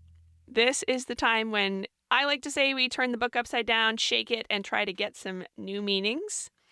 You have chosen a passage in which Lee catches her roommate Martha trying to sneakily leave campus to get a haircut.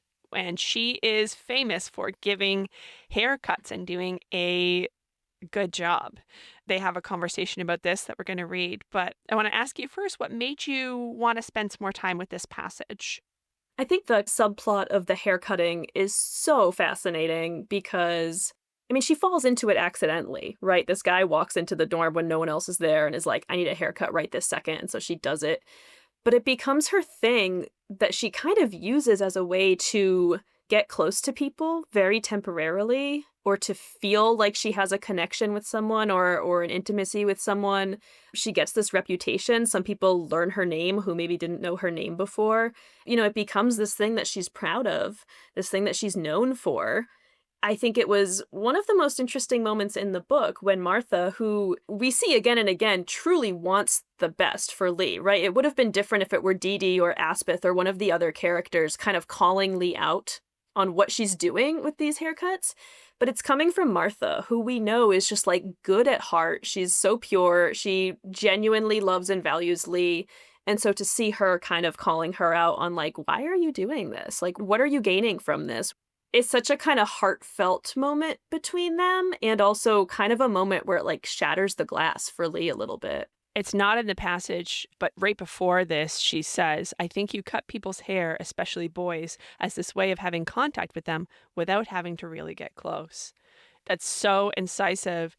And it is like only a real friend is going to like call you out, Right. properly call you out. That's someone who loves you and knows you. And she really hesitates saying it. You can really tell that she's like, I don't know if this is gonna like start a fight. I don't know if this is worth saying.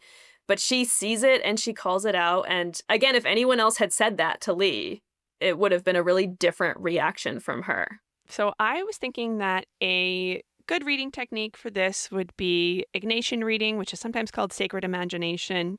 So I'm going to have Courtney read the passage for us very shortly.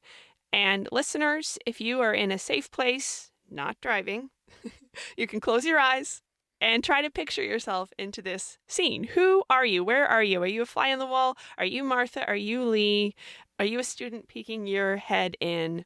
And what do you see? What do you hear? What do you smell? What do you notice? Courtney, would you read this passage for us? Sure. Does everyone think that about me? That I cut hair so that... I wanted to say so that I can talk to boys even though I'm a loser. But Martha hated it when I insulted myself. Of course not, she grinned. People are too busy thinking about themselves. No one was ever better at reassuring me than Martha. Before tests, she reassured me that I could pass, and before formal dinner, she reassured me that my clothes looked okay. And before I went home for Christmas or the summer, she reassured me that my plane wouldn't crash. She reassured me that no one had noticed when I tripped walking out of chapel, that I would be happy in college, that it didn't matter if I'd spilled root beer on her futon cover, and that I didn't have bad breath. If I doubted her, she would lean her face in and say, "Okay, breathe on me. Go ahead, I don't care." Sometimes still, I think, what did I ever give back to you? I'll be gone a couple hours, Martha said. Don't go to dinner without me, okay? I nodded. I would have been able to tell you'd gotten a haircut. Even if you snuck out, I'd know when you got back. Yeah, well, she grinned. Remind me never to go into espionage. As I watched her leave, my mind shot ahead to a time in the future when we would not share a room, when our daily lives would not overlap. The idea made me feel as if I were being held underwater. Then I thought, you're being ridiculous. You have almost 3 more years together, and I could breathe again. But I knew, I always knew. And as unhappy as I often was, the knowledge never made me feel better. Instead, it seemed the worst part of all, that our lives at Alt were only temporary.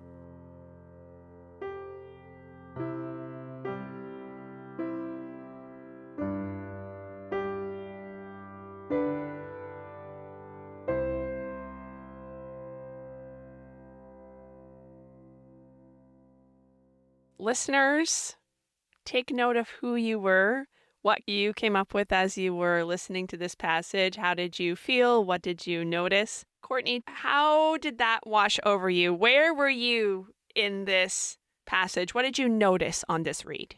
I mean, what stands out to me from the first time I read it is kind of the multiple, like, parentheticals and em dashes and italics within that feel like we're inside of Lee's mind. So really, this is a very short exchange between Lee and Martha. The actual dialogue in quotations is very short. But we've got these long paragraphs because so much of this, the thinking ahead, the thinking we still have 3 more years, the kind of aside about all the ways that Martha reassures Lee, all of this is like happening inside of Lee's head during this conversation. This is a tour through a thought spiral. Yeah, absolutely. Down the spiral with her. One thing that I noticed is I was like a little student just peeking my head in the door, just seeing their outlines, right? Like, I know I'm not supposed to be here. I'm just eavesdropping. And the thing I heard while I was eavesdropping was her saying, people are too busy thinking about themselves. Yeah. Which is something that we've said a bunch of times in different ways in the course of this conversation, and something that an adult would say. Yes. And Martha has that knowledge. She understands that in a way that maybe is not too common for teenagers to begin with, but especially contrasted with Lee, who I'm sure Martha tells her that all the time, and it just will not catch in her brain. It's not going to make sense to her, to feel true to her. No, it doesn't stick at all. And it makes me think that Martha must have already gone through some kind of journey or identity forming process where she is more mature, that maybe when she was in elementary school or something, that she developed this. Like, how did she become so wise? Right. I wish we did get a little bit of that backstory on Martha because it's so interesting. Because she too is, I think, only 15, 16 at most at this point in the book. And so to have that understanding, I see myself in Lee's head here. Being an adult now who understands no one is thinking about you, right? No one's thinking about any of that. They're all thinking about themselves. But also understanding, having been a teenager with a pretty similar brain as Lee's, I understand how flat that falls, how nonsensical it sounds. It doesn't feel reassuring, right? And then we see this whole list of all of the times that Martha has to reassure her and Lee not believing her to the point that even when Martha's like, your breath is fine, Lee's like, no, it must not be. And Martha's like, breathe on me then, I'll smell it. You know, like the level of reassurance that it takes to reach Lee is almost exhausting, even in that one little paragraph, that it makes sense that we're like, what does Martha get back from this friendship? But we know that she does get something. She does. She says, don't go to dinner without me. She likes Lee's company. It's such an easy reassurance that she's like, okay, well, I'll be right back. Don't leave without me. It's a dream of a traumatized, anxious person to has this deep well of reassurance, which truly must exhaust Martha at some point. It must. The material support, right? It's like, breathe on me. Right. Breath, like an embodied thing. They're so close. Yeah. And I mean, I think the only time we really see their friendship chafe a little bit is when Lee is meeting up with Cross secretly. And Martha obviously knows because they're roommates. And Martha is also prefects with Cross. And so Martha kind of ends up in this situation where she's like, can you do this somewhere else? Like, it's really not fair to me for me to kind of be in on this secret that is breaking the rules, and it's really not okay. And if I'm remembering correctly, Lee is even a little annoyed by that. She's like, Martha knows how much I want this. Like, why would Martha make a big deal about this? And it's such an interesting peek in Lee's mind there to see that, like, really with all that Martha gives her, she is still not necessarily respecting like a very small thing that Martha asks for in return. No, their relationship is a bit unbalanced, but Martha must get something out of it. The other time that she gets a call out from Martha is around Cross, where Martha says something like, you should just talk to him, right? And Lee is kind of saying some version of like, I'm just going to pick up scraps, like I'll take whatever I can take and whatever he wants, I'll give him, and not like, I'm going to ask to be in a real relationship or I'm going to ask where this is going. And Martha's like, why not? Right. Just ask. Martha is so normal and wise and able to kind of see through everything that Lee is thinking and just be like, just talk to him. I can't imagine the frustration of kind of being the Martha in that relationship. But yeah, she must be getting something in return and, you know, genuinely enjoys Lee's company. I mean, we see when she and Martha kind of first meet and they click, they hit it off. And that's when they're with, I think it's Conchita that they're with at that time. And they just kind of form this instant friendship. So she has lots of incisive observations. So she might be like funny to hang out with.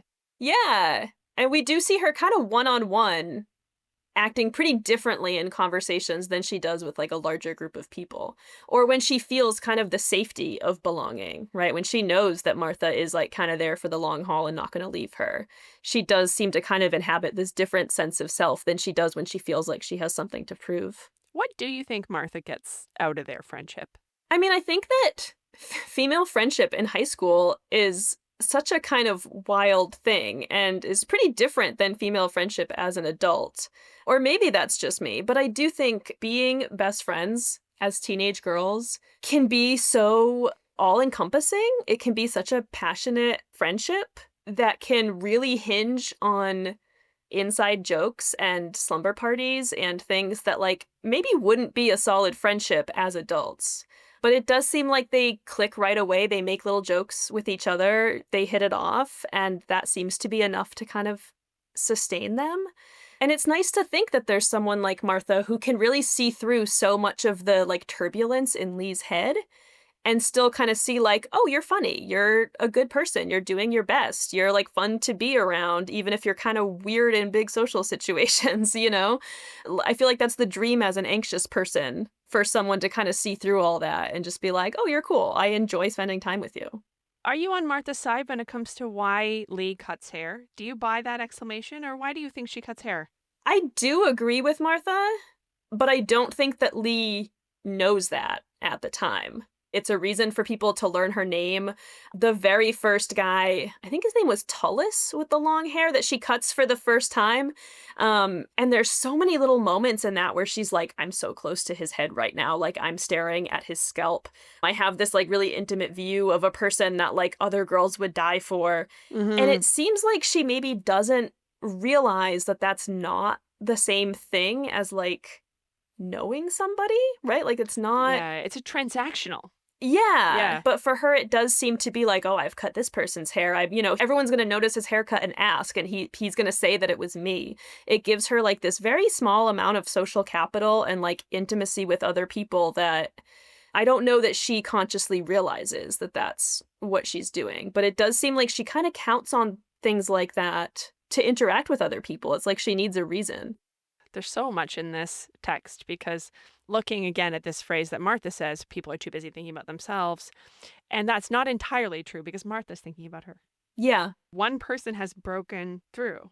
And from a place of care and actual intimacy and not a place of, judgment or condescension or anything like that, which I think is what Lee imagines people are thinking. They weren't thrown together. They're choosing to be together. Mm-hmm. And they weren't put in some kind of artificial situation. They made friends for real. So she can do that. Yeah, it's almost the only place that we see Lee have any agency and make a choice.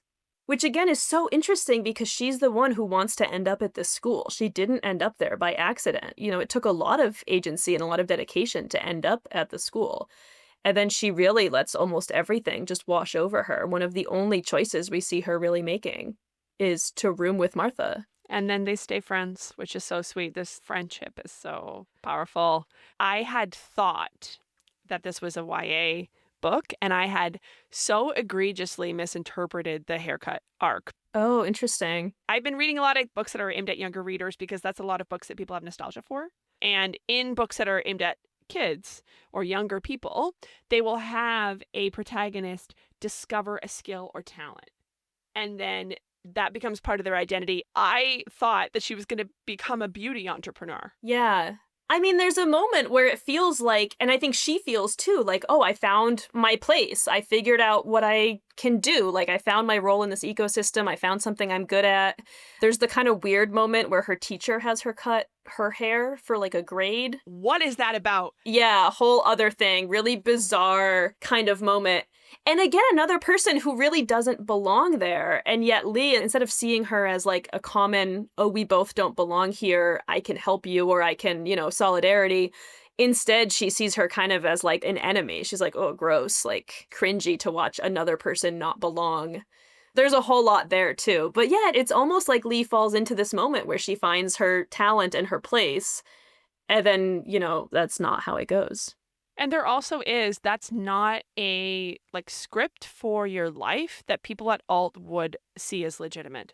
I want to do a short sidebar on the teacher because there's this young English teacher who butts heads with Lee, and then she writes something kind of inappropriate in an assignment. She's going to flunk the assignment, and then she cuts the teacher's hair. Every way that she's described is with total scorn and disgust. Yes. But I felt so warm toward, I believe it's Ms. Mori. She's just a girl. We learn later that she's 22. It's her first teaching job ever. We learn that she's also from the Midwest. She has an accent. Yeah, she actually has a lot in common with Lee coming to this school to teach as a newcomer. Lee mentions, I just reread this part because everyone's really zeroing in on her clothes. She's wearing this like long denim skirt, and Lee is like, that's so Midwestern, like no one here would wear that.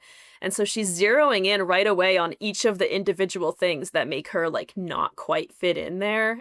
There's a part where the teacher says not to toot my own horn, and the whole class kind of like cringes because they're like, it's so, you don't do that. You wouldn't brag about yourself. And also you would never call attention to the fact that you're bragging about yourself. Like there's these tiny conventions that a brand new teacher from the Midwest couldn't possibly know, but are kind of like outing herself as not belonging there.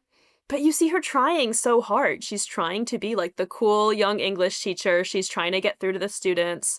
There's some weird moments that happen in class, and then it's her idea for Lee to cut her hair for a grade. She's the one who says, "I'll tell you what, you cut my hair and I'll grade you on the haircut." Which feels like something maybe an experienced teacher there would not do. There's such a line crossing there of intimacy, just a teacher being in the dorms at all. It feels odd. The whole thing feels pretty odd. I do think it was an attempt to tell Lee that she belongs, that she has a role at the school, that this is her specialty. But I think coming from this teacher who also so clearly doesn't belong, it's inappropriate. It comes from a good place, but it's so inappropriate. And I think it highlights, like you said, it wouldn't be a valid path for a student at all to follow that, to say this is your thing. And so it just highlights even more that this teacher also doesn't understand the kind of conventions and dynamics there for her to try to solidify, like, yes, you found your thing. You're good at this. Who cares about your paper? I'll give you an A on a haircut, because that's just not done there. That's the Iowa coming out in her, right? She's been like, I'm going to help this child follow her dreams to be a hairdresser, not realizing that this is not what's happening in this social context. And it's so interesting for Lee, instead of recognizing like, hey, we are both coming from really different places, like, I see the Midwest in you, and like feeling any sort of sympathy or solidarity with this brand new teacher. It's just scorn. It's just contempt. And I wonder if Lee thinks that that's how other people are seeing her, right? With the same amount of contempt and scorn. And it's really not. No, I think Lee is displacing some of the negative feelings she has about herself and the most Midwestern, unfixably Midwestern and other parts of herself, that she sees that in the teacher. And is disgusted by that.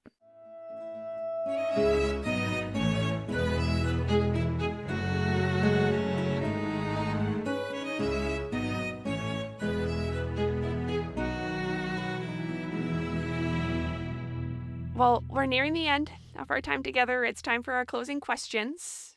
And the first one is past life homework. Thinking back to 14-year-old Courtney, maybe 15, if you could assign a book or any document from any time period to time travel, give that kid something to read, what would you like to put in her hand? I'm going to give you a cop-out answer and a real answer. So my cop-out answer is that I think that Prep was actually the perfect book for me to read at the time. It's hard to think of something better, and I couldn't have possibly read it then with the brain that I have now. There's so much I missed and so many lessons I took from it that were like not really the right lessons to have taken. But I think it was such an important book for me to read at that age. I think it was the perfect book, and I read it at the perfect age. So a cop-out answer, but I would give her Prep to read for sure. And the real answer, I think it was so important for me to be reading more adult books at the time, having thought that Prep was young adult at the time and now realizing that it wasn't. I would give 14 or 15-year-old Courtney more adult books. I would give her memoir and essay collection that was like just way beyond, things that would have shocked her. And the book I keep coming back to, which is not meant for 15-year-olds, but which has been really foundational in my life, is Leslie Jamison's The Empathy Exams. There's so much there that would have shocked me as a 15-year-old and that I wouldn't have, read well or read correctly at the time. I would have given teenage Courtney some Leslie Jamison nonfiction to dive into. Awesome. It sounds like that influenced your later writing in a big way. Absolutely. Yeah, absolutely. Finally, not everything can be a classic. Even books we really love, we always have to make choices. Not everything can stay on the shelf. Some things, after a period of time, go down the library stairs. They go into the archive, into the stacks, because we have to make room for new things. And we are now 20 years in to Prep. It's just about getting to that phase where it may get weeded from libraries, may not be in print that much longer, may not be offered at bookshops. Where do you land on this? Library or archive? Shelf or stacks? I'm going to say shelf. I think a lot of the book holds up. I think there are definitely some problematic moments with some of the students of other races. And I think there's really interesting conversation out there about it. There are moments where you can really see where things have aged. Yeah. But I think a lot of it holds up. I think so much of the discussion around class is still relevant. I think anything about that level of teenage anxiety and high school anxiety is kind of timeless. I mean, imagine the book if they had all had iPhones at the same time, would be a very different story. The way that has now changed teenage mental health. I think a lot of high school stories and very anxious teenage protagonists stand the test of time. And just in general, it's such a rich text. I mean, we could talk for so many hours about some of the plots and subplots in this book. And I'm happy to say that just recently I actually saw it on an end cap at a bookstore. So I know it's still out there, and I'm glad people are still picking it up for the first time. That's awesome. Wow, thank you so much for that. And thank you for spending this time together. And I would like to give you a minute to talk about your work, your book, and why people might want to read it. As I've already said, one of my favorites of the year, an incredible memoir of belonging. There's great stories in there about going through relationships, about going through illness, and about cats and what cats can teach us about people. But I would like to give you a chance to talk about it. Thank you. Thank you for all your kind words about it. My book is Poet Square, a memoir in 30 cats. It came out this year in April, and it has been really exciting to see the reader response to the book. It stemmed from initially my social media accounts, which were about moving into a house that had 30 cats living outside and kind of accidentally becoming involved in the world of animal welfare, realizing that I liked it and was good at it and just kind of kept doing it, and all of the ways that has changed my life since. It is very much a book about cats. There's a lot of cats in it, but I'm really glad to see readers picking up on so many of the other themes happening in it. I definitely didn't set out to write a book about belonging or anxiety, but like you pointed out, and as so many other people have pointed out, there really is so much in it about relationships and growing up, coming of age, illness and school, and moving across the country. There's a good amount of stuff about capitalism and systems we're living under that are not serving us well, and how we survive under all of that. And ultimately, it's about community and care through the lens of cat rescue and working with cats in the community and how we all take care of each other. Well, thank you so much, Courtney. I encourage everybody to pick up the book. It's so, so special. And it was such a huge treat for me and for my listeners to get the chance to talk to you a little bit more about a book that was influential on your journey. So thank you so much for joining us. Thank you so much. This has been lovely, and always love a chance to revisit a book from the past. Really special. Oh, well, thank you so much, Courtney. This was incredible. I cannot wait for people to hear it. Yeah, that was a lot of fun.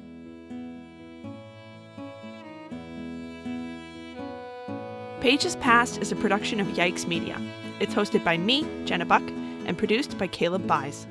Our theme music is by Kevin MacLeod. Thank you so much for listening. Keep up with the show at pagespastcast.com or on Instagram at pagespastcast. Get early updates and free extras by joining the free Patreon at patreon.com/pagespast. That's PAST. You can also become a paying patron. Through Patreon, this project is funded and made possible by listeners like you. Thank you. Special thanks to Hillary, Alex, Robin, Sam N, Sam E, Mike Schubert, and everyone at the Stony Brook University Podcast Incubator. Questions and responses on this program are edited significantly for length and clarity. I make every effort to represent conversations faithfully. Training any automated program on this content is prohibited by the copyright holders. Until next time, I hope all your library holds come in early, and happy reading.